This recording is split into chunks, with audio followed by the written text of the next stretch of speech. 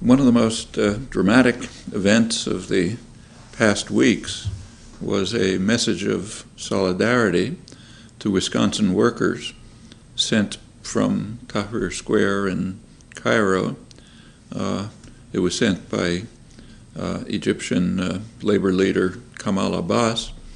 He's also one of the leaders of the remarkable January 25th movement, democracy uprising in Egypt. The message he delivered to Wisconsin was simple: we stand with you as you stood with us.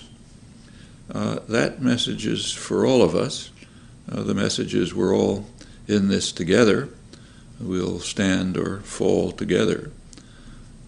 Wisconsin Governor Wallace and his super-rich funders are transparently aiming to destroy what remains of organized labor in the United States.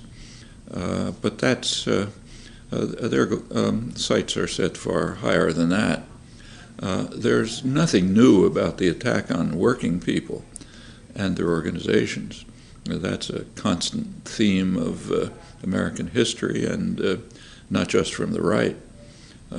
Almost a century ago, the Woodrow Wilson administration, from the opposite extreme of the narrow political spectrum, launched a brutal campaign to annihilate the labor movement, targeting particularly its most militant elements like the IWW, and they very largely succeeded.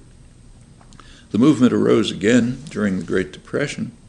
That very much frightened business leaders who thought that the demon was killed forever. They warned about the hazard facing industrialists in the rising political power of the masses and the need to fight the everlasting battle for the minds of men who have to be indoctrinated with the capitalist story.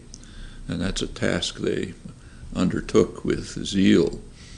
It was put aside during the war, but picked up immediately afterwards with an enormous assault against labor and democratic rights of all kinds, much of it within the framework of anti-communism. Like the business leaders who were terrified by the upsurge of democracy in the 30s, and again 30 years later, the forces attacking union in Wisconsin, Indiana, Ohio, Iowa, and elsewhere, they have much more ambitious goals. Destroying labor is one, but that's a step towards something far more significant. What's been happening in recent years is the latest stage in a almost constant, bitter class war. It's been waged with increasing intensity in the last few years. It's aiming not only at the rights that working people have gained for themselves through hard and long struggles, but it's aimed at what remains of functioning democracy. Unions do far more than gain and protect workers' rights. They're also the major organized force in the country that provides at least some barriers against the corporate tyranny, and the word is not an exaggeration, that's being carefully and deliberately established, not by economic necessity, as is claimed, or by other forces beyond our control, but through policy choices which are carefully, systematically directed to that end. The trajectories of struggle in Egypt and the United States are crossing, but moving in opposite directions. In Tahrir Square, working people are in the forefront of a broad popular movement to gain rights that have been denied by the US-backed dictatorships.